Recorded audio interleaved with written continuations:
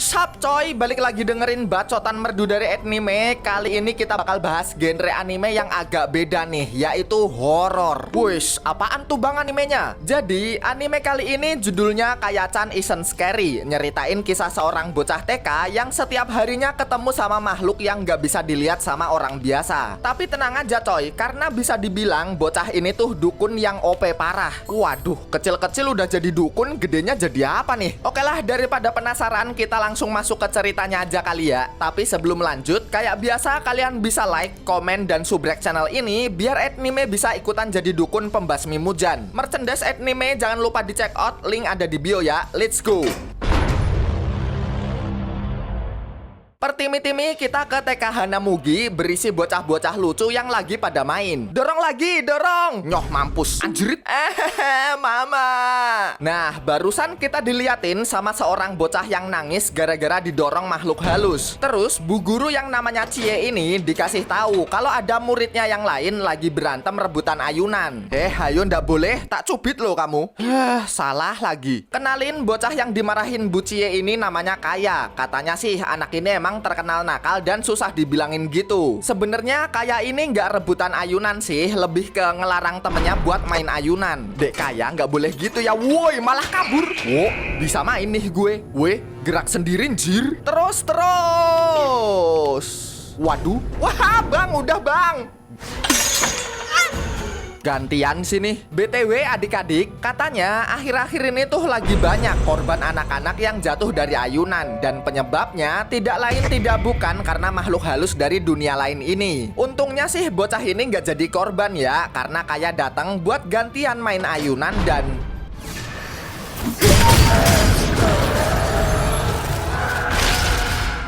Bentar, apaan itu bejir? Gelo, hantu barusan langsung disikat habis sama Kaya coy. Karena ternyata anak ini tuh dukun yang punya kekuatan luar biasa. Tapi setelah kejadian barusan, bocah yang ditolongin sama Kaya malah takut. Kagak tahu juga nih bocah tadi ngeliat hantunya apa enggak. Cuma yang pasti Bu Cie bener-bener bisa ngeliat kalau Kaya tadi abis ngusir hantu. Besoknya kita diliatin Bu Cie lagi-lagi harus ngurusin Kaya yang berantem sama temennya gara-gara Kaya ini nggak ngebolehin temennya buat baca buku. Nah, dari kejadian kemarin waktu Kaya ngegaplok hantu, Bu Cie jadi kepikiran, apalagi nih gebrakan bocah ini. Bentar. Disolasin jir. Jangan woi, mana banyak banget lagi. Jangan dibuka ya cikgu. Abis itu Bu Cie ngeberesin buku yang disolasi sama Kaya. Dan Bu Cie di sini sempat nyoba buat buka bukunya. Cilu ba. Awa. Cilu ba. Awa. Cilu.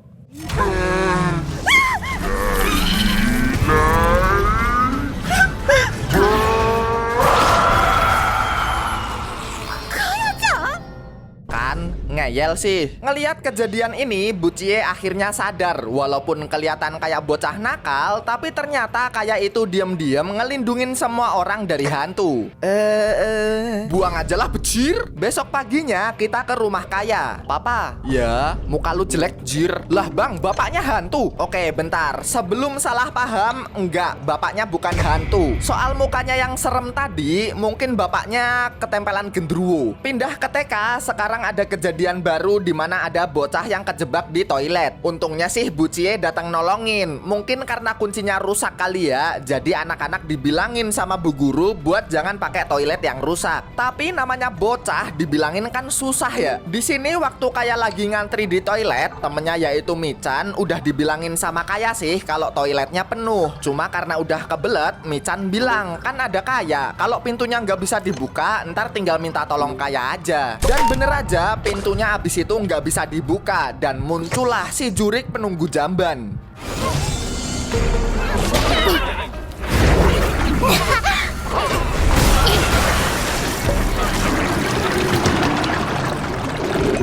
Walaupun Kaya lagi-lagi berhasil mengusir jurik. Cuma gara-gara kejadian ini toiletnya malah makin amburadul dan Kaya jadi dimarahin sama Bu Akira. Mau dijelasin juga percuma, soalnya yang ada Bu Akira makin marah entar. Masa kejadian kayak gini gara-gara hantu? Nah, untungnya di sini Bu Cie dateng. Bu Cie bikin alasan kalau toiletnya jadi gini tuh gara-gara dia sendiri yang nyoba ngeberesin toilet. Bu Cie secara nggak langsung ngebela Kaya, soalnya Bu Cie tahu Kaya ngelakuin ini semua demi ngelindungin temennya. Jadi sebagai guru, gantian Bu Cie yang harus ngelindungin Kaya. Abis itu Michan di sini datang. Dia bilang makasih dan minta maaf ke Kaya. Padahal tadi udah ditolongin, malah jadi Kaya yang dimarahin sama Bu Akira. Lanjut, di sini waktunya Kaya pulang ke rumah. Tapi setelah sampai di rumah dan Kaya mau ke ruangan ibunya. Are your drawings breaking your heart? Then download Simply Draw. The app breaks each concept down step by step so you're never overwhelmed. Simply Draw teaches you essential drawing techniques with fun, interactive lessons. Plus, you can take pictures of your drawings and get AI feedback as you progress. Ruangan ibunya. ただいま、この時はまだ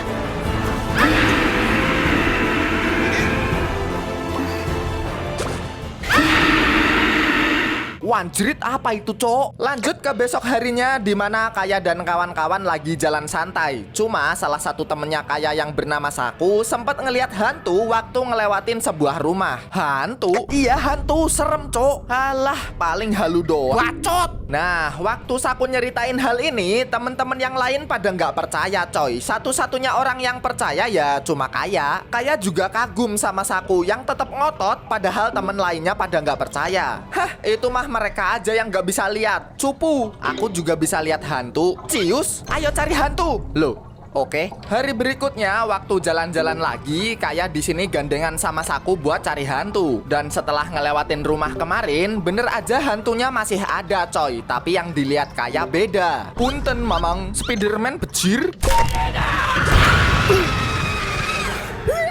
Cuma anehnya di sini Saku nggak bisa lihat hantu yang dikalahin sama Kaya, coy. Dan hantu yang di rumah masih tetap ada. Terus nggak lama kemudian Bu Cie dateng. Hei kerucil, ngapain? Ada hantu. Iya, ada hantu, lihat. Nani? Nah, ternyata sosok yang ada di rumah ini tuh bukan hantu, coy, tapi mayat orang yang bundir. Makanya Saku dan Bu Cie bisa lihat dengan jelas. Dan kayaknya hantu yang dikalahin Kaya ini tuh arwahnya orang yang bundir. Singkat cerita, besoknya para guru TK dapat selebaran peringatan karena akhir-akhir ini banyak anak yang hampir hilang. Katanya anak-anak ini kayak dibawa sama sosok yang mirip orang tuanya gitu. Dan juga sempat kelihatan diajak ngobrol sama om-om umur 40-an. Abis itu Kaya dan yang lain ada kegiatan belajar di taman. Cuma waktu Kaya lagi ngobrol sama temennya yaitu Yuzu, tiba-tiba Yuzu nih ngilang, coy. Dan akhirnya disusul sama Kaya. Gak lama kemudian Kaya nemuin Yuzu di dalam hutan. Karena katanya tadi Yuzu kayak dipanggil gitu sama emaknya. Emaknya beneran muncul sih, tapi Kaya tahu kalau ini tuh jurik yang nyamar jadi emaknya Yuzu. Jadi ribut dong Yuzu sama Kaya, soalnya Yuzu nggak tahu kalau ibunya ini aslinya hantu. Gak lama kemudian Bu Cie nyusul nih dan dia langsung kaget karena ngelihat om-om cabul di dekat Kaya. Ah, minggir kau. Wow, keren. Udah, ayo pulang. Setelah kejadian aneh hari ini, Bu Cie nyamperin Kaya, terus ngasih alarm gitu yang bakal bunyi kalau talinya ditarik. Buat jaga-jagalah kalau Kaya ketemu orang jahat. Gini tah. Bukan sekarang, woi. Nggak lama kemudian Bu Cie ketemu sama bapaknya Kaya yang mau jemput anaknya. Cuma di sisi lain Kaya ketemu sama bapaknya juga, coy, yang udah pasti ini jurik yang nyamar jadi bapaknya Kaya. Setelah sadar kalau bapaknya ini aslinya jurik, Kaya keinget sama alarm yang dikasih Bu Cie dan Kaya, Mama to iko.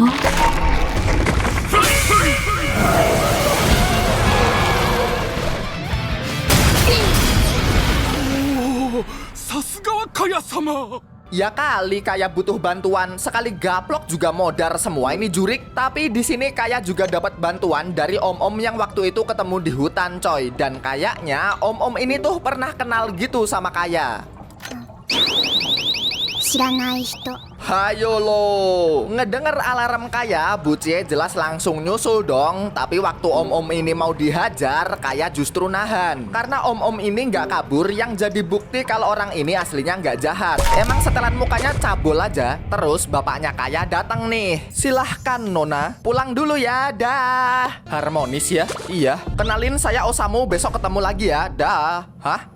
Orang aneh sir. Besoknya di TK Hanamugi kita diliatin hal aneh, dimana waktu Kaya dan yang lain lagi gambar, ternyata krayon warna irengnya hilang semua coy. Dan ternyata krayon warna ireng ini tuh diambilin sama adeknya Yuzu yang lagi nyoret-nyoret cermin pakai krayon warna ireng. Soalnya kata adeknya Yuzu, ada Mujan, ih serem. BTW adeknya Yuzu ini namanya Kancan. Nah ngelihat hal ini Bucie sadar, apa jangan-jangan Kancan ini bisa lihat hantu kayak Kaya juga ya. Cuma karena bocahnya badek, Kancan akhirnya tetap diomelin sama gurunya yaitu Bumero. Malam harinya di sini Bucie masih nemenin Kaya sampai dijemput bapaknya, dan juga ada Bumero yang ngomel-ngomel karena harus ngebersihin coretannya Kancan di cermin. Tapi tiba-tiba waktu Bumero mau ngebersihin cerminnya,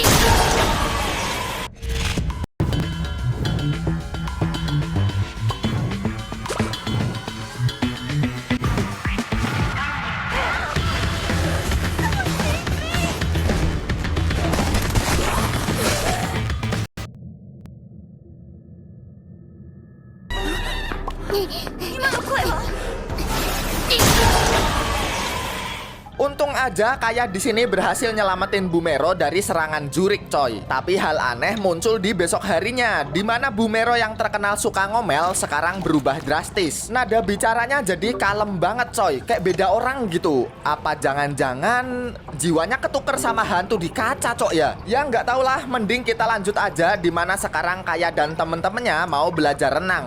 Awo, baju apaan tuh? Mau mancing lu? Nah di sini Kaya sempet diejek sama temennya yaitu Ken gara-gara bajunya Kaya kayak orang mau berburu lele. Cuma di sini lagi-lagi Kaya sempat ngeliat ada jurik penunggu kolam. Bentar, si dukun bogel kemana ya? Buset. Heh, kamu ngapain? Cosplay belut. Jah, nggak bisa renang. Copo. Gua pukul aja kali ya. Waduh. Sorry guys. Loh, nggak ada orang jir.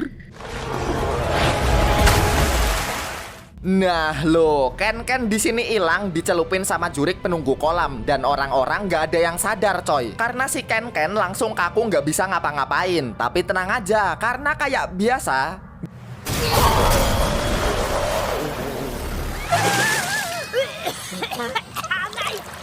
Gegara keributan barusan, walaupun sempat dimarahin bu guru, cuma Ken di sini sadar kalau Kaya tadi datang buat nyelamatin nyawanya. Akhirnya anak ini minta maaf ke Kaya deh karena bacotannya tadi sempat kurang ajar. Sekarang ke sore hari, di mana anak-anak TK pada pulang sekolah. Hai ladies. Wah, kaget goblok. Di sini kita diliatin sama Osamu yang nyamperin Bucie karena katanya Osamu ini mau ngebahas rahasia penting soal Kaya. Jadi Osamu ini tuh ternyata dulu pernah ditolong sama Kaya coy. Dan sekarang dia mau balas budi. Bucie jelas bingung dong, kok bisa Osamu punya utang balas budi ke Kaya yang umurnya masih 5 tahun. Akhirnya kita flashback ke masa lalunya Osamu, di mana hidup Osamu bahagia bareng sama istri dan juga anaknya. Tapi sayangnya anak Osamu yang bernama Kyoko ini meninggal gegara ketabrak truk. Nah disinilah kisahnya dimulai, karena ternyata Osamu ini punya indera keenam, di mana dia bisa ngelihat roh anaknya masih ada di dunia ini. Jadi ya Osamu nggak sedih-sedih amat karena dia masih bisa main sama arwah anaknya. Cuma gara-gara ini istrinya Osamu minggat karena nganggep kalau suaminya ini stres. Soalnya ya aneh aja cok, tiap hari ngelihat suaminya ngobrol sama anaknya padahal nggak ada siapa-siapa. Tapi makin hari arwah Kyoko ini makin berubah jadi mengerikan, sampai akhirnya arwah Kyoko tahu-tahu ngajak bapak dan ibunya mati biar bisa kumpul lagi di dunia lain. Nah baru sadarlah Osamu kalau arwah Kyoko ini nggak seharusnya ada di dunia ini, dan tiba-tiba Sumimasen. Bye bye. Bye bye.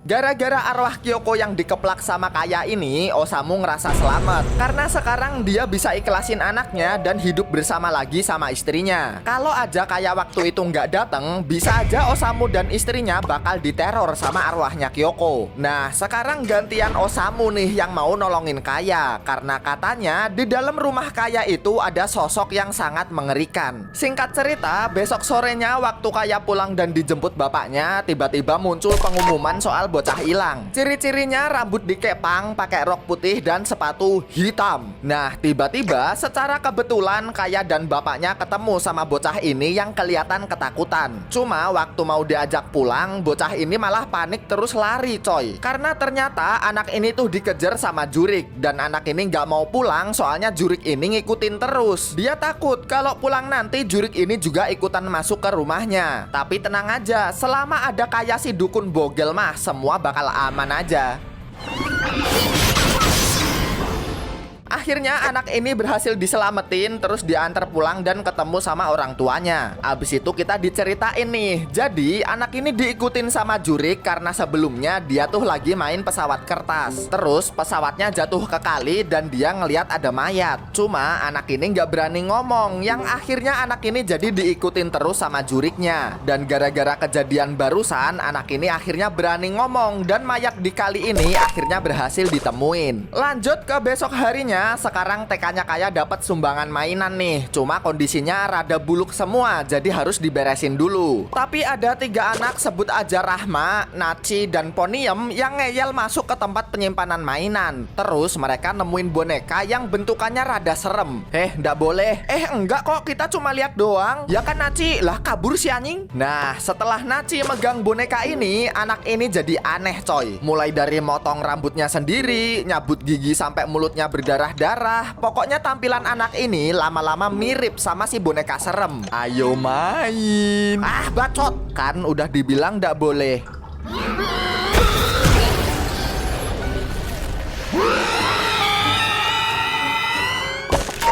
Hah? Aku di mana? Wah, selamat. Bikin panik lu anak anjing.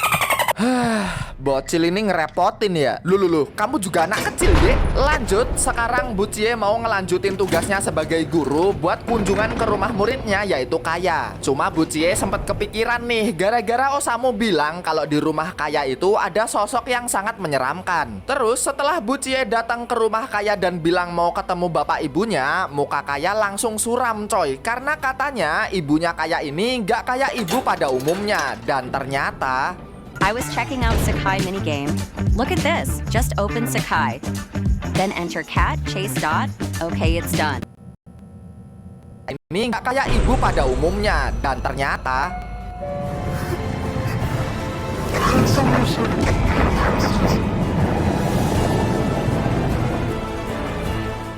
sore ibu, saya Cie, gurunya Kaya. Ada gila-gilanya nih orang. Nah, ternyata di mata Bu Cie, ibunya Kaya ini ya ibu-ibu. Apa sih? Ya normal lah, kelihatan kayak manusia. Cuma di mata Kaya, ibunya ya nyeremin kayak yang kalian lihat tadi. Setelah selesai tugas kunjungan, Bu Cie OTW pulang dan lagi-lagi disamperin sama Osamu. Langsung ditanyalah Bu Cie soal sosok mengerikan di rumah Kaya. Cuma Bu Cie ngerasa kayaknya nggak ada yang aneh deh. Sampai akhirnya Osamu langsung mak teratap. Setelah ibunya Kaya datang nganterin pulpen Bu Cie yang ketinggalan. Abis itu Osamu ngajak Bu Cie ngobrol di tempat lain. Terus tanya di mata Bu Cie ibunya Kaya ini kayak gimana. Menurut Bu Cie ibunya Kaya ini ya normal sama kayak ibu murid lainnya. Bahkan ibunya Kaya ini lembut banget. Cuma di mata Osamu ibunya Kaya ini menyeramkan coy. Lebih tepatnya yang menakutkan itu bayi yang dikandung sama ibunya Kaya. Lanjut, besoknya di sini Bu Cie, Kaya dan yang lain mau tamasya pakai kereta. Awalnya sih lancar aja ya, paling yang ngeselin si bapak-bapak ini yang rebutan tempat duduk sama bocil. Apalah bocah tuir ini, cok. Nah, masalah mulai muncul waktu mereka mau turun dari kereta nih. Bentar, Kaya di mana? Aku nggak bisa turun. Ayo turun.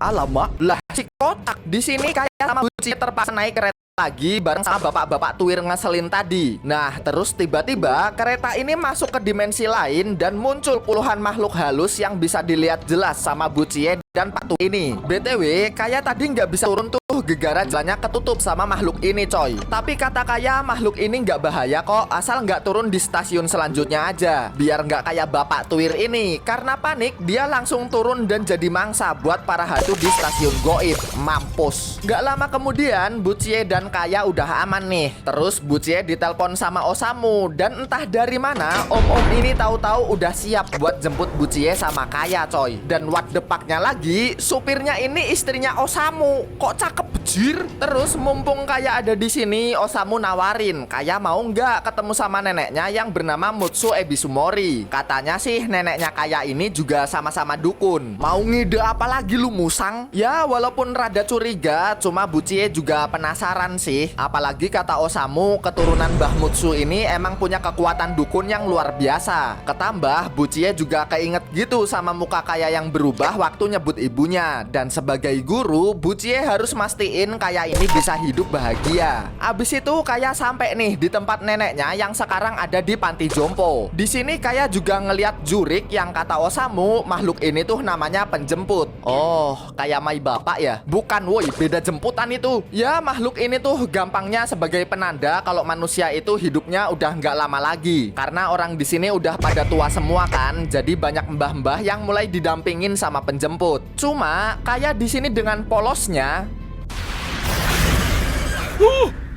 Kaya sama. Walah, gara-gara ini Kaya justru jadi diincar coy. Soalnya mbah-mbah yang lain juga pengen penjemputnya diusir biar mereka hidup lebih lama. Akhirnya Kaya di sini dibawa lari deh. Terus Osamu nyuruh Bucie nganter Kaya ke ruangan Mbah Mutsu, sedangkan dia sendiri bakal nahan mbah-mbah yang mulai menggila. Hey, udah tua banyak tingkah lu pada. Nah, tahu-tahu muncul nih neneknya Kaya yang nenangin para mbah-mbah beringas. Dia bilang walaupun penjemput berhasil diusir, yang namanya kematian mah tetap aja bakal datang. Karena penjemput ini tuh cuma tanda doang kalau kematian mereka udah dekat. Tapi bentar, kalau mbahnya di sini, Kaya kagak ketemu siapa-siapa dong ini. Di sini waktu Kaya masuk ke ruangan mbahnya dan ngelihat sebuah foto keluarga, tatapan Kaya langsung kosong coy, kayak kesurupan gitu. Dan gak lama kemudian setelah Mbah Mutsu datang terus ngelihat Kaya, nenek ini langsung teriak-teriak dan panik. Selain itu Mbah Mutsu juga bilang ini semua salahnya dan rela ngorbanin nyawanya biar anaknya bisa selamat. Terus tatapan Kaya di sini berubah coy dan gabruk. Kaya tahu-tahu pingsan terus dibawa pulang. Setelah sadar, anehnya Kaya nggak inget sama sekali kalau dia tadi tuh habis ketemu sama neneknya. Dari sini Bucie narik kesimpulan, berarti tadi tuh Kaya bener-bener kesurupan. Loh, gimana? Oke lah, lanjut aja. Besok harinya Kaya di sini lagi jalan-jalan di mall sama bapaknya dan diikutin sama Osamu si maniak Kaya ini, cok. Kelakuanmu kok lama-lama sus ya, Om ya? Cuma tahu-tahu muncul kejadian aneh lagi nih, di mana orang-orang yang ada di mall tahu-tahu hilang semua, coy. Dan Osamu nemuin Kaya yang kesasar nyariin bapaknya. Kejadian aneh nggak sampai sini karena Kaya sempat ngeliat tangan bapaknya di balik tirai, tapi setelah dibuka ternyata manekin. Karena mulai nggak bener, Osamu akhirnya ngajak Kaya kabur pakai lift. Tapi di dalam lift Kaya tahu-tahu berubah jadi jurik coy. Dan tiba-tiba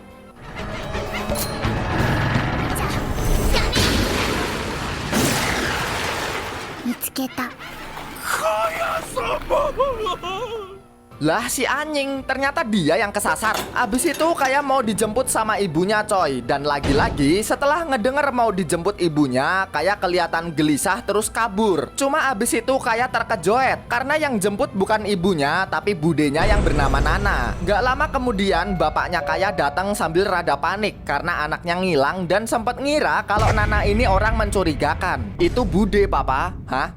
Bude? Lah gimana sih lu nikah kagak ngundang keluarga apa gimana dah? Tapi kayaknya emang agak rumit ya keluarganya Kaya ini. Karena kata bapaknya Kaya, istrinya emang nggak pernah cerita gitu soal keluarganya sendiri. Dan Nana di sini juga bilang ke bapaknya Kaya buat jangan cerita ke istrinya soal kejadian hari ini. Lanjut ke besok harinya, dimana kita diliatin sama teman Kaya yaitu Ken dihukum karena nakal dan bakal dimasukin ke ruang hukuman. Kata Saku sih di ruangan ini tuh ada hantunya yang bakal bikin anak nakal jadi baik. Ayo kita usir. Apanya? Hantunya lah. Oke, let's go. Hai, emang gak bisa diem ini anak kalau denger hantu-hantu gini. Abis itu kayak sama Saku OTW tuh ke ruang hukuman. Tapi kayaknya salah ruangan deh. Soalnya Ken-Ken yang dihukum nggak ada di sini. Lebih mirip gudang ini mah. Terus Saku di sini nggak berani masuk coy. Soalnya dia takut sama ruangan gelap. Belum lagi di sini tahu-tahu ada jurik. Ya walaupun Saku nggak bisa lihat, cuma ya tetap takutlah dia sama ruangan gelap gini.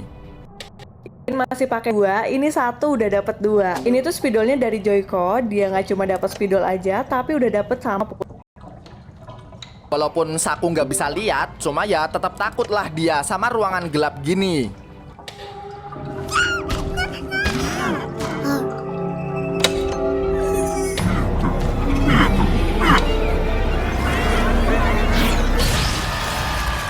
Di sini kayak sih emang berhasil ngusir jurik ya. Cuma hal ini bikin Saku termewek-mewek. Terus disusul juga sama Bucie yang ngebuka ruangan ini karena ngedenger suara tangisannya Saku. Abis itu kayak disidang lah sama Bucie. Kamu ini ya, nih permen. Lah, karena udah paham sama Kaya, bukannya disidang, Bucie di sini bilang, Bucie tahu sih kalau Kaya ini mau ngelindungin Saku, cuma dilihat juga, Saku kan udah bilang kalau nggak suka gelap, jangan dipaksa atuh. Jadi mewek kan ini anak. Gara-gara ini Kaya akhirnya sadar kalau dia salah dan minta maaf ke Saku. Abis itu kita pindah ke tempat lain di mana Nana ketemu sama ibunya yang kena mental setelah ngelihat Kaya, dan kita dikenalin juga sama gurunya Osamu yang bernama Namu. Setelah tahu kalau Osamu lagi menyelidiki tentang keluarga Kaya, Namu ngasih peringatan ke Osamu buat berhenti dan menjauh dari keluarga Ebisumori. Besoknya kita diliatin Kaya sama ibu dan bapaknya di rumah sakit. Karena ibunya Kaya udah hamil tua, jadi ibunya Kaya harus dirawat dulu biar kalau tiba-tiba mau lahiran mereka udah siap. Abis itu Kaya dititipin ke penitipan anak di rumah sakit, soalnya bapaknya mau pulang ambil barang buat ibunya. Nah terus waktu Kaya abis dari toilet, ini anak ngedenger ada ibu-ibu teriak gitu coy. Karena penasaran disamperin lah sama Kaya. Dia juga sempat ngeliat mama mau es tebu. Lah setan doyan es tebu cik. Setelah diikutin, bayi jurik ini ngarah ke ruangan ibu-ibu yang teriak tadi coy, dimana ibu-ibu ini dikerubungi sama bayi jurik, yang akhirnya semuanya diberesin sama Kaya. Nah ternyata ibu-ibu ini tuh trauma gitu. Entah bayinya mati atau hilang, gua kagak tahu. Cuma setelah semua jurik dibasmi Kaya, bayinya ibu ini tiba-tiba muncul dengan kondisi sehat dan selamat. Loh adek kok di sini? Ayo balik. Oke deh, dadah tante. Loh, tante sama bayinya kemana sus? Cok, gua jadi ngeri anjay. Nah ternyata ruangan ini sebenarnya tuh kosong coy. Dan ibu yang ditolongin sama Kaya tadi aslinya udah meninggal setelah ngelahirin anaknya. What the hell? Sedih tapi ngeri cok. Lanjut aja dah ke besok hari, dimana Kaya dan kawan-kawan sekarang ada di taman bermain. Cuma nggak boleh sembarangan main nih. Bahkan sampai dibikin aturan juga di papan. Soalnya akhir-akhir ini tuh banyak anak kecil kecelakaan waktu main di taman ini. Dan bener aja langsung kejadian dimana Saku kesurupan jurik taman, terus ngide mau main perosotan tapi kepalanya di bawah. Jelas bahaya banget dong. Dan tiba-tiba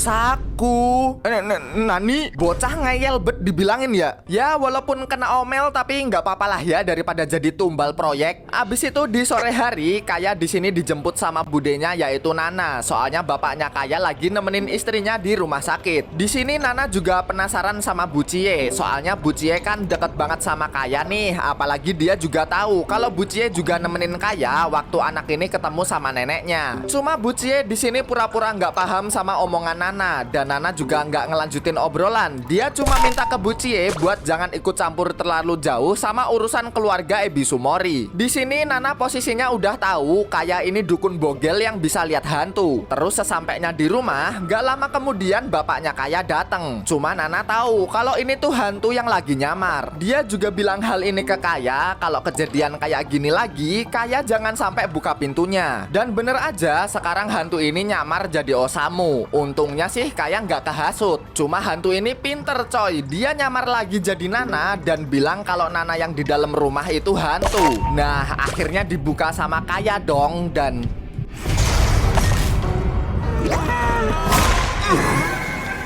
Kaya, sagate.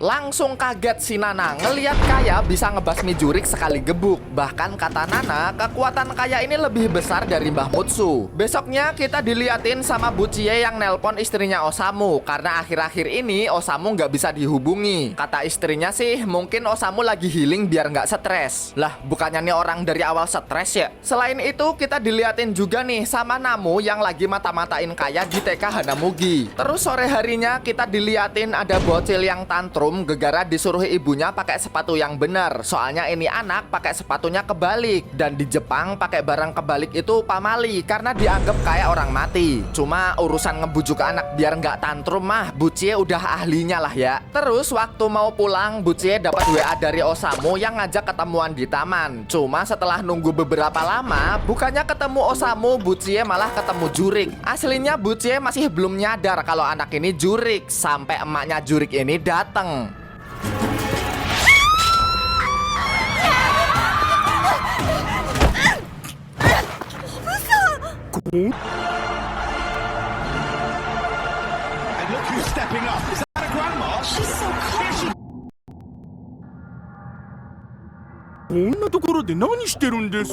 Akhirnya ketemu deh Bucie sama Osamu dan bilang kalau dia habis ketemu Jurik. Cuma Bucie ngerasa aneh karena waktu Osamu mau nyatet, orang ini nulisnya pakai tangan kiri. Dan Bucie keinget kalau hal-hal yang dilakuin kebalik gini tuh dilakuin sama orang mati. Aku pulang ya, udah malam. Udah malam atau udah tahu? Tahu-tahu muncul gurunya Osamu yaitu Namu dan ternyata Osamu ini dijadiin umpan coy biar Bucie datang ke sini. Soalnya Namu pengen ngasih tahu ke Bucie biar orang ini menjauh dari urusan keluarga Ebisumori. Nah, Bucie makin penasaran dong, emang keluarga Ebisumori kenapa dah? Akhirnya Namu ngejelasin. Jadi, keluarga Ebisumori ini selalu dipegang sama anak cewek pertama dan punya kekuatan yang gak dimiliki manusia biasa. Contoh kayak Mbah Mutsu, terus anak pertama Mbah Mutsu yaitu Nana, dan terakhir Kaya, anak cewek pertamanya Mirai yang juga keluarga Ebisumori. Abis itu kita balik ke TK Hanamugi terus diliatin sama Kaya yang lagi cosplay jadi kuli bangunan. Ah, tidak becus kamu jadi kuli? Nih, ditepuk-tepuk gini nih, coba gantian. Ah, gua pecat lu. Alamak nganggur, P-Infoloker. Kenalin, bocah yang pura-pura jadi mandor ini namanya Yuki. Nah, ngelihat Kaya nggak bisa jadi kuli, akhirnya dia kerja sendiri tuh. Terus dia bikin gunung dan mau dikasih terowongan gitu. Cuma tiba-tiba tangannya Yuki ditarik sama Jurik dari ujung yang lain dan bikin anak ini kesedot ke dalam pasir. Lagi-lagi Kaya berhasil nyelamatin temennya dari serangan Jurik. Tapi di sini tangannya Yuki jadi kayak ada bekas cap tangan dari Jurik barusan coy. Singkat cerita, hari ini lagi ada pesta Halloween. Kaya juga ikutan datang sama bapaknya nih. Cuma tahu-tahu Kaya malah nyasar terus ketemu sama mas-mas PDF dan mau nyulik Kaya. Tadinya sih Kaya mau ngelawan, tapi tidak mempan. Walaupun bisa ngalahin Jurik sekali gebuk, tapi beda cerita kalau musuhnya sama-sama manusia nih. Dan hal ini bikin Kaya hampir lepas kendali dan berubah wujud. Untungnya di sini Namu datang. Dia pura-pura jadi bapaknya Kaya biar anak ini gak diculik. Terus Namu ngebawa Kaya pergi dari tempat ini. Sebelum lanjut, kita flashback ke masa lalunya Namu coy. Jadi Namu ini tuh dibuang sama orang tuanya. Kagak tahu juga alasannya apaan. Dan dari kecil Namu ini bisa ngelihat hal-hal mistis. Cuma orang-orang di sekitar nggak bisa nerima dan sampai dewasa Namu ini dianggap orang aneh. Terus suatu hari Namu ini dirawat di ruang 313 yang terkenal angker karena katanya orang yang dirawat di ruangan ini tuh banyak yang bundir. Nah, di rumah sakit ini ternyata juga ada Osamu yang lagi meneliti keanehan ruang 313 dan langsung kejadian tuh rumor orang yang bundir di ruang 313. Ajaibnya di sini Namu masih hidup dan Osamu langsung gercep buat nyamperin anak ini. Walaupun sempat diusir karena masuk ruangan rawat tanpa izin, tapi Osamu masih kekeh buat nemuin Namu. Dan gara-gara ini Namu jadi kayak punya temen dan harapan gitu. Soalnya selama ini dia selalu dikira orang aneh kan. Terus demi dapat informasi, Osamu punya ide. Dia bakal tidur di ruang inap kosong sebelahnya Namu. Nanti kalau Namu nemuin nemuin hal aneh, langsung gedor aja temboknya. Ntar Osamu bakal datang. Tapi yang ada, setelah digedor-gedor, Osamu malah ngeleker, yang akhirnya disamperin sendiri sama Namu. Cuma kata Namu, dia datang ke sini tuh karena ngedenger Osamu gedor-gedor tembok. Lah, kan Osamu turu ya?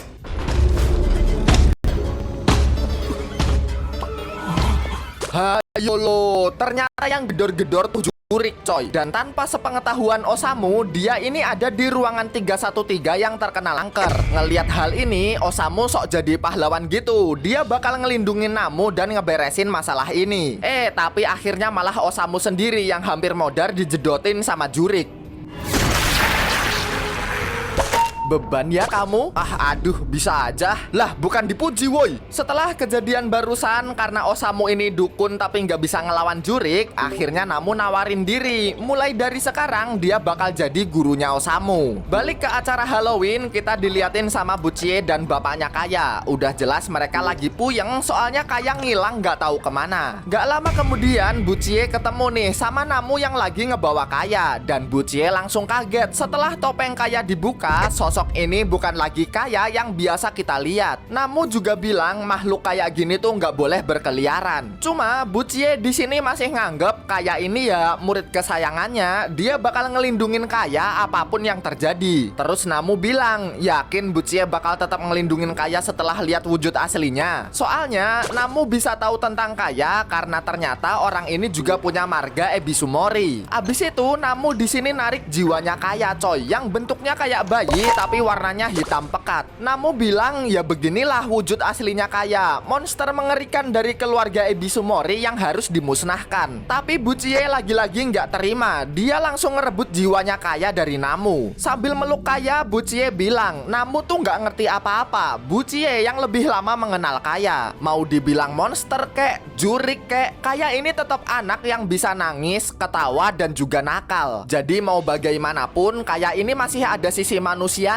Bodoh amat orang-orang mau ngomong apa. Keputusan Buchie tetap sama. Dia bakal ngelindungin Kaya apapun yang terjadi. Gara-gara omongan barusan, jiwanya Kaya kayak tersentuh gitu coy. Terus jiwa ini menyala abangku dan balik ke tubuh manusianya. Gak lama kemudian Kaya bangun dan nangis karena hal terakhir yang dia inget tuh kesasar dan hampir diculik sama mas-mas PDF. Setelah Kaya ketemu bapaknya dan pulang, Namu di sini masih penasaran. Kok bisa Buchie bikin jiwanya Kaya balik ke tubuh aslinya? Kayaknya sih ya kata-kata Buchie yang bikin jiwanya Kaya pengen balik ke tubuh aslinya. Besoknya Buchie di sini teleponan sama Osamu dan Namu. Masih agak kesel sih dia gegara kemarin Namu hampir aja ngebun-bun Kaya. Cuma ya gimana, di mata Namu Kaya ini kelihatan kayak sosok monster yang berbahaya. Bahkan kita diliatin juga sama tangan Namu yang luka setelah kemarin megang jiwanya Kaya. Terus Namu di sini bilang karena Buchie nyelamatin dan balikin jiwanya Kaya, Buchie sekarang harus tanggung jawab biar Kaya nggak lepas kendali dan tetap ada di bentuk manusianya. Lanjut, sekarang di sore hari Kaya dijemput sama budenya yaitu Nana. Dan setelah sampai di rumah, mereka berdua ngobrol-ngobrol santai gitulah soal jurik dan lain-lain. Abis itu Nana ngasih jimat buat Kaya. Katanya sih ini bisa ngusir makhluk jahat gitu. Kayak silik hati itu cowok. Besoknya di TK Hanamugi, di sini Kaya mau main petak umpet nih sama temen-temennya. Buah kekok. Awalnya permainan ini berjalan lancar sampai ada kejadian di mana temen Kaya yaitu Saku dan Makun kesurupan jurik petak umpet. Gak sampai situ aja, temen Kaya yang lain kayak Yuzu dan Ken-Ken juga dihasut biar ikut kesurupan. Akhirnya di sini Kaya harus turun tangan ngebasmi jurik dan nyelamatin temen-temennya. Candy art faster than my brother can draw using the Simply Draw app. Now the first challenge is the Valentine's Day cupcake, and Simply Draw made it really easy for Nate to follow the steps. Meanwhile, I started by using basmi jurik dan nyelamatin temen-temennya. Kabur sana biar gua bayuanin.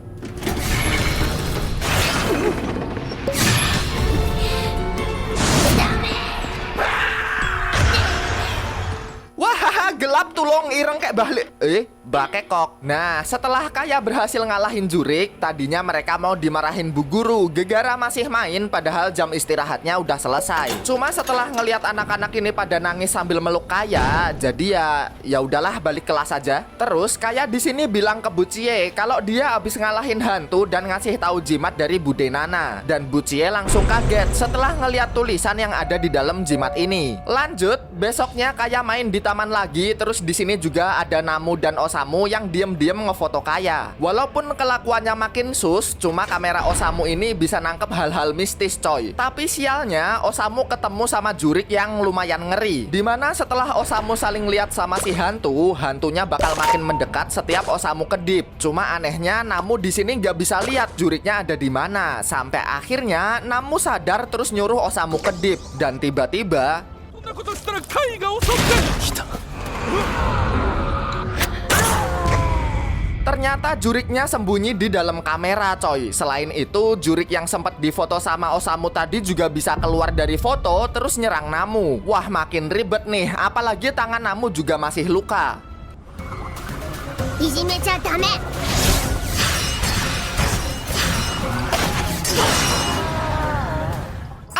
Kaya cuan. Sekali lagi dong biar om foto. Untungnya dukun gemas kita datang nih dan bikin Namu nggak jadi dimukbang sama Jurik. Sore harinya waktu Kaya dijemput, Bu Cie tiba-tiba ngajak Nana buat ngobrol soal Kaya coy. Karena dia sempat ngeliat tulisan di jimat Kaya. Inti tulisan ini tuh setiap bahaya dari pemilik jimat dipindah ke Nana. Abis itu Bu Cie dan Nana ngobrol soal keluarga Ebisumori. Jadi dulu leluhur keluarga Ebisumori itu manusia yang dirasuki dewa gitulah. Dan gara-gara ini keluarga Ebisumori hidup makmur dan disembah. Cuma kekuatan ini nggak turun ke generasi berikutnya coy. Nah, karena pengen hidup mewah terus, akhirnya keluarga Ebisumori cari cara lain, yaitu bikin janin kutukan. Dimana anak pertama yang keluar nanti udah pasti cewek dan jadi dukun. Terus bentuk fisiknya hampir mirip kayak leluhur keluarga Ebisumori. Nah, mungkin ibunya Kaya yaitu Mirai ngelakuin ritual ini sebagai bentuk perlawanan. Soalnya ibunya Mirai pilih kasih gegara Mirai aslinya bukan dukun kayak Nana. Cuma Nana kaget nih setelah ngedengar kalau Mirai hamil lagi. Dan Bu Cie ngasih tahu katanya ada makhluk aneh yang dikandung sama Mirai. Tapi waktu Nana mau datang ngejenguk Mirai buat tanya hal ini, kejadian tak terduga muncul coy.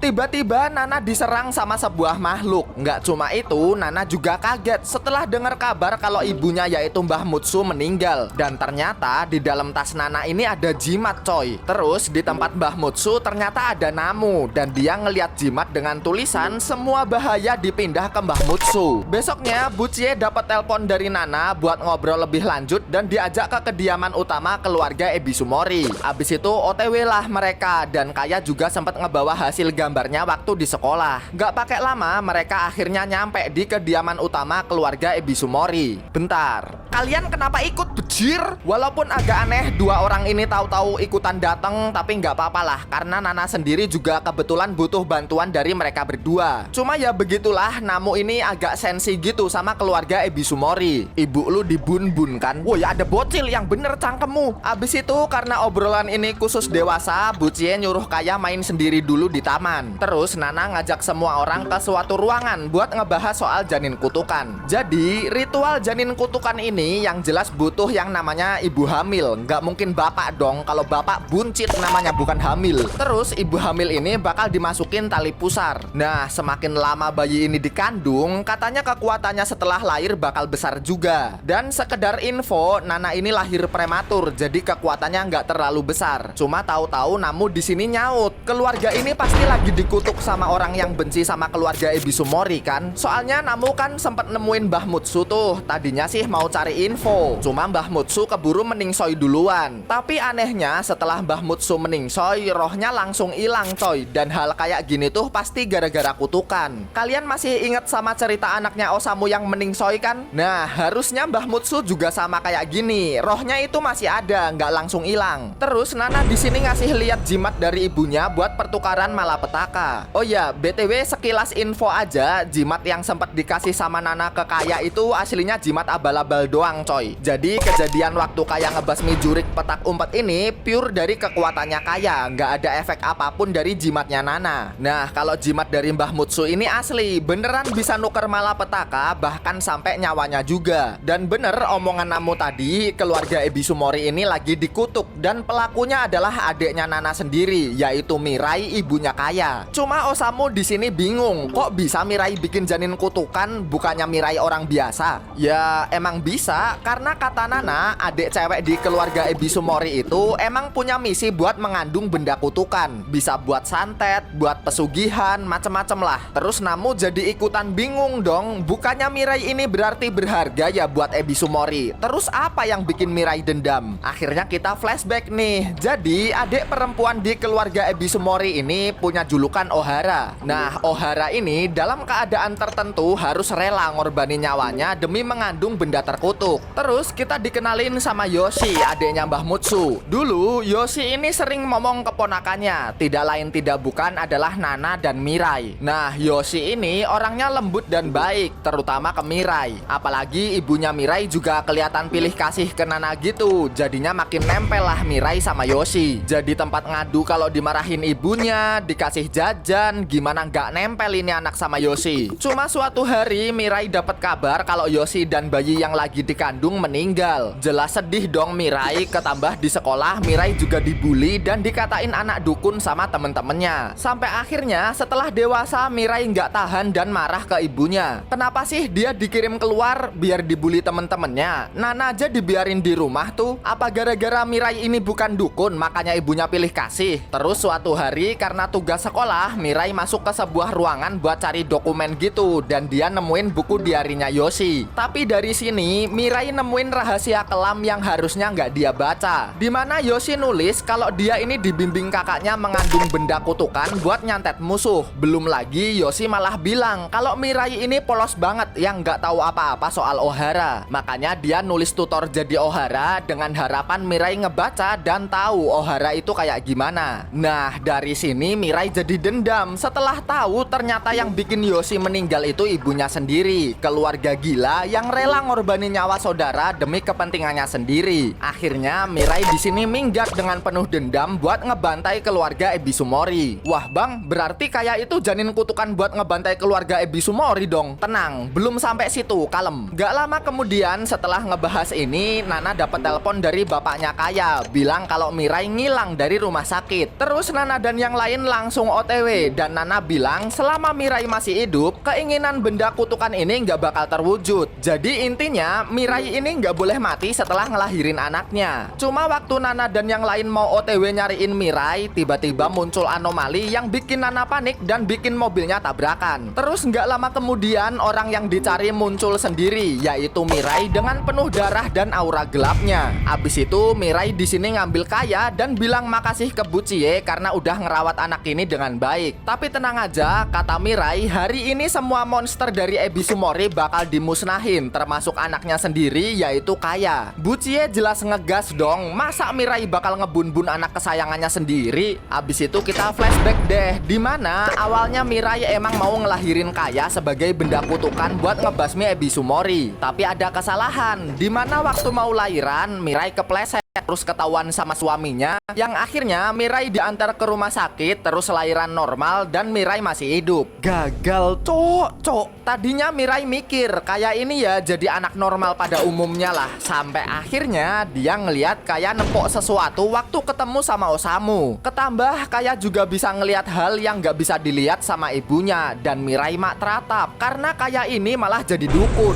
Makanya sebagai bentuk kasih sayang, Mirai bakal mengakhiri hidup Kaya biar nggak kayak keluarga Ebisumori. Nah, abis itu Nana nyerahin diri. Kalau emang mau Ebisumori musnah, kenapa nggak Nana aja yang dibun-bun? Lagian Kaya kan cuma bocah yang nggak tahu apa-apa. Nana juga cerita sebenarnya ibunya ngelakuin semua ini tuh demi Mirai karena dia nggak mau anaknya jadi Ohara. Pokoknya Mbah Mutsu tuh rela dibenci Mirai dan sengaja bikin anak ini nggak betah biar Mirai minggat dan nggak balik lagi ke keluarga Ebisumori. Cuma Mirai yang udah kadung kesulut dendam nggak peduli. Dengan penuh emosi, dia tetap bakal ngejalanin tujuannya buat ngelahirin janin kutukan dan ngebantai semua keluarga Ebisumori. Tapi tiba-tiba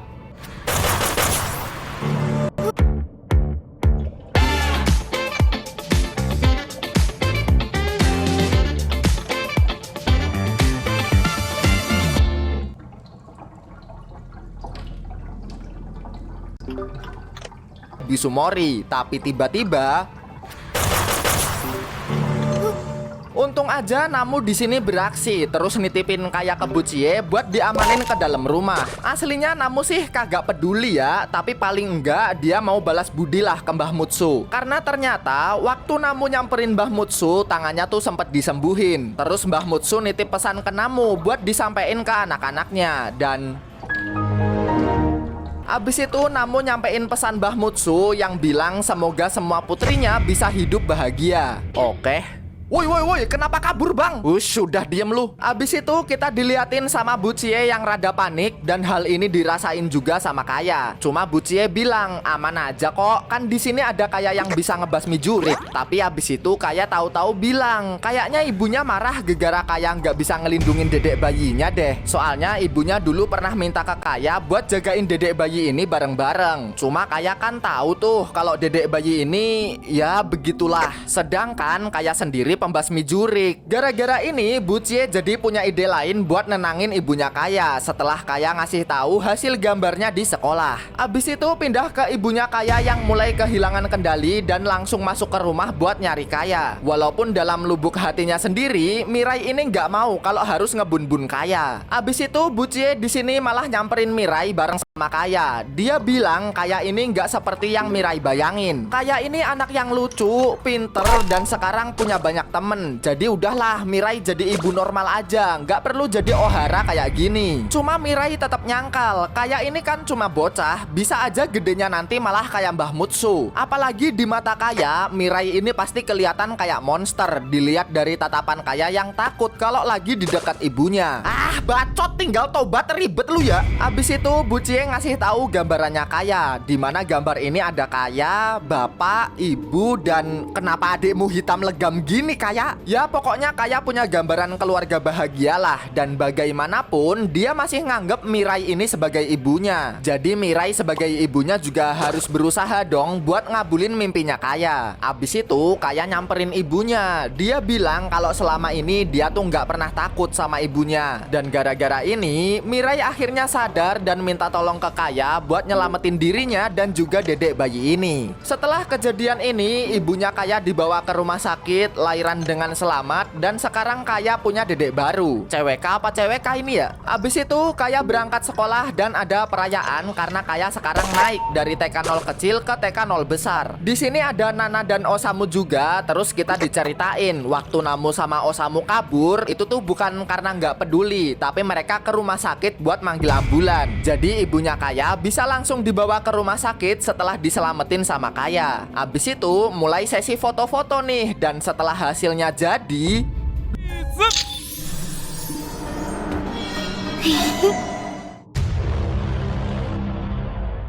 Loh, kok selesai?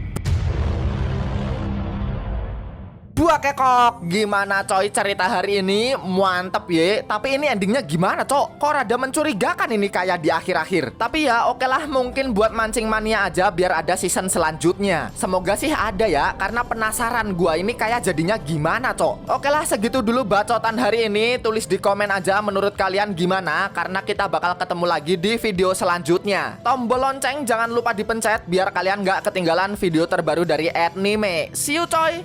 Ciao.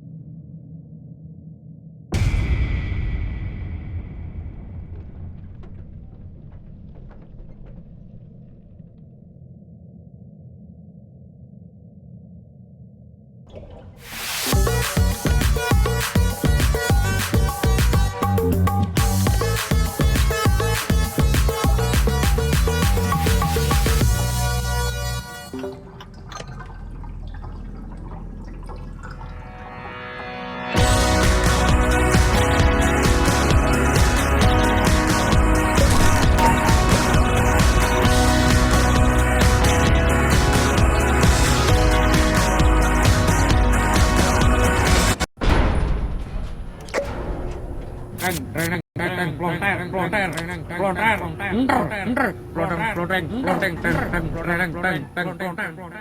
coy, balik lagi ketemu sama anime. Nggak usah lama-lama lah ya, gue juga udah nggak sabar nyeritain anime ini. Judulnya Campfire Cooking in Another World with My Absurd Skill. Anjay, panjang bener kayak punya gua. Standar aja, ini tuh kisah mas-mas yang pindah ke isekai dan dikasih kekuatan. Cuma kekuatan si MC ini agak lain coy. Apa nih kekuatannya? Langsung aja lah kita masuk ke ceritanya. Tapi sebelum lanjut, kayak biasa kalian bisa like, komen, dan subrek channel ini biar anime bisa apa ya?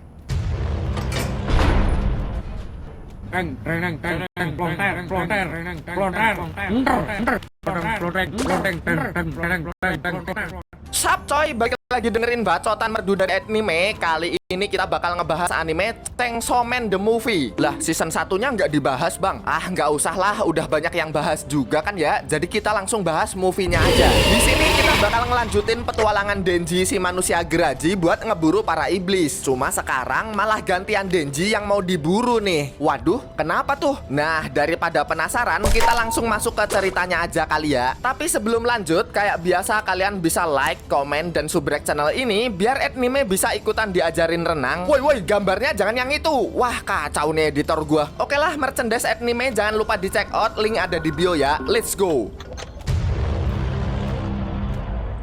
Pertimi-timi kita diliatin sama Denji yang lagi mimpi terus ketemu sebuah pintu. Cuma dia ngedengar suara Pochita buat jangan ngebuka pintu ini. Wanying, apaan tadi ya? Goblok, ngapa bang?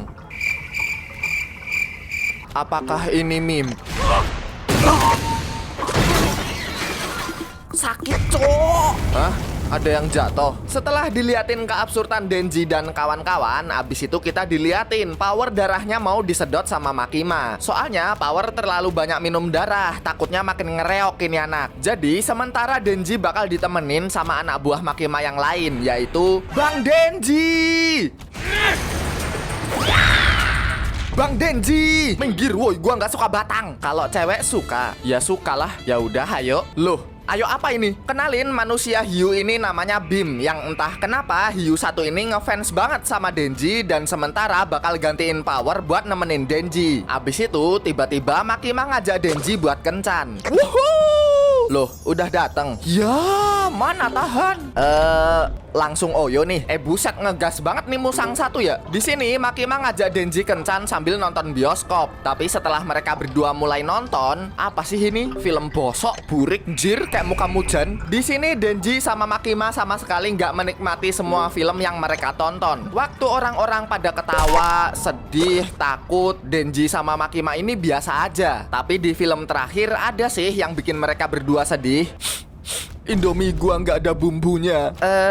Kayaknya salah deh. Ya, di film ini akhirnya mereka berdua bisa ke bawah suasana lah. Dan setelah nonton, Denji sempet tanya, kan dia sempet nangis tuh waktu nonton. Berarti dia ini punya perasaan ya. Coba sini. Alamak, tahan. Kok bunyinya gini ya? A few moments later. Kelas dipeluk my bini. Hai, kalian mana bisa? Sumbangannya kakak. Nyoh, makasih kak. Ini bunganya. Enak juga. Lah, stres dia guys. Ya, di sini Denji jadi girang gitulah. Udah kencan, dipeluk sama Makima lagi. Gimana nggak makin kesemsem si Denji sama Makima. Abis itu tiba-tiba hujan turun. Terus Denji ngiyup di tempat telepon umum. Dan tahu-tahu ada satu cewek ikutan ngiyup di tempat ini. Awo. Lah, ngapa nih anak? Sorry. Muka lu kayak knalpot bang. Surprise! Gimana? Knalpot gini tapi romantis kan? Makasih ya. Walah, kok cakep cok. Mampir ke warteg aku ya ganteng. Dadah. Loh, kok tiba-tiba gini ceritanya cok? Denji ketemu sama cewek namanya Riz. Dan di sini Denji kayak naksir pada pandangan pertama gitu. Terus Riz ngajak Denji buat mampir ke warteg tempat kerjanya kalau lagi slow. Setelah hujan reda, Riz lanjut buat berangkat kerja. Dan di sini dia langsung disuruh buat nganter minuman ke salah satu pelanggan, yaitu cepet amat. Bang, kopi satu ya. Lah, Perasaan bosnya gua dah. Rasa baygon. Awo, lucu amat sih. Waduh, megang-megang nih. Apakah? Ya elah, dipegang dikit baper si anjing. Pindah ke tempat lain, kita diliatin sama temennya Denji, yaitu Aki, yang sekarang bertugas sama Angel. Dia ini bawahannya Makima juga. Kalau kata Makima sih, kekuatan Angel ini bisa nyerap nyawa makhluk hidup yang dia sentuh. Wanjay, bisa megang Mujan aja gak Angel? Besoknya balik ke Denji yang resah mau milih antara Makima apa Riz ya. Aslinya sih hatinya Denji milih Makima, tapi kalau dipepetin terus sama Riz gini ya mana tahan bujang satu ini. Apalagi Denji abis itu diajak Riz buat ngedate di gedung sekolah. Ya makin gak tahan si Denji. Malamnya Denji kencan di gedung sekolah. Agak mencurigakan sih emang, tapi kalau sambil digandeng sama cewek semanis ini mau gimana cok? Ini artinya apa anak-anak? Bolu kukus. Salah. Kalau 1 tambah 1 jadi berapa? 78. Mantap. Di sini Riz masih penasaran nih sama Denji. Padahal ini anak umurnya masih 16 tahun tapi harus kerja sebagai pemburu iblis. Ya aslinya Denji nggak masalah sih, bisa dapat MBG juga. Cuma ya udahlah, topik ini dibahas nanti aja. Mending lanjut di mana Riz mau ngajarin Denji buat renang. Ayo buka. What? Weh. Kenapa? Nanti aku berdiri. Udah, ayo sini. Tahan. Mana tahan? Ya oke lah, bagian ini kita skip aja ya guys ya. Dimarahin Pak di YouTube gua nanti. Mending lanjut setelah adegan berenang ini. Riz besoknya mau ngajak Denji buat kencan di sebuah festival. Terus Riz di sini kebelet pipis coy. Cuma tiba-tiba dia disamperin sama mamang-mamang, sebut aja Tarjo. Kalian nggak tahu si Tarjo ini siapa? Ya sama sih, gue juga nggak tahu. Intinya si Tarjo ini tuh ngincer jantungnya Chainsaw biar bisa ngejalin kontrak sama iblis Typhoon. Nah, Riz kan kelihatan dekat nih sama Denji si pemilik Chainsaw, makanya Riz mau diincar. Di sisi lain kita bakal diliatin sama Denji yang pilih mana ya? Power oke sih, tapi tepos. Kalau Makima jelas mantep, tapi Riz juga bohai. Kalau ini dia lanang anjay, jadi bingung gua. Woi, ini Riz lagi dikejar malah mikir jorok si anjing. Cuma tenang aja coy, walaupun terlihat kalem, sebenarnya Riz ini diam-diam mematikan. Soalnya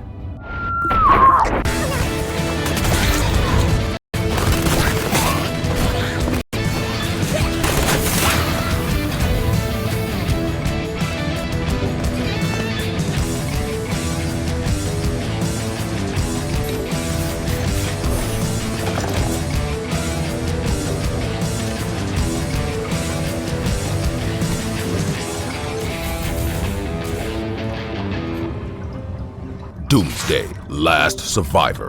Play now.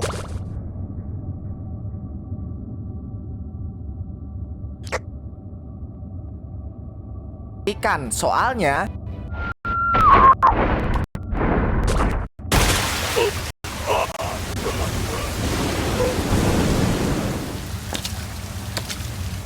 nah, setelah kalahin Tarjo, Riz sadar kalau Typhoon juga ada di sini. Dan anehnya, si Typhoon ini kayak segan gitu coy sama Riz. Buset, nih cewek siapa sih? Lanjut, di sini Riz balik nemuin Denji dan kita ke besok harinya, di mana Riz sama Denji ngedate di sebuah festival. Terus waktu mau lihat kembang api, Riz tahu-tahu minta Denji buat berhenti dari kerjaannya. Soalnya ya Denji ini masih di bawah umur, kasihan aja gitu. Masa masih muda gini udah disuruh bantai-bantai iblis? Cuma Denji sendiri belum bisa mutusin. Soalnya dia udah cocok sama kerjaannya sekarang. Kamu naksir cewek lain ya?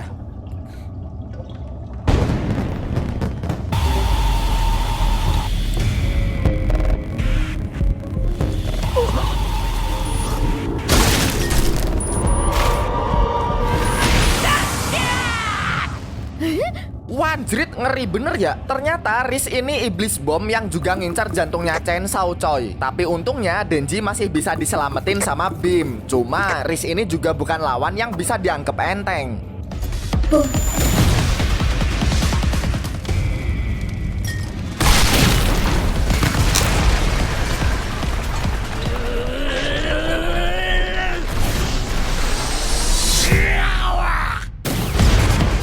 Bim di sini keteteran coy dan hampir aja gagal buat nolongin Denji. Tapi untungnya Riz sempat hilang fokus gara-gara ada pemburu iblis magang datang dan bikin Bim bisa ngebawa Denji kabur dari tempat ini. Abis itu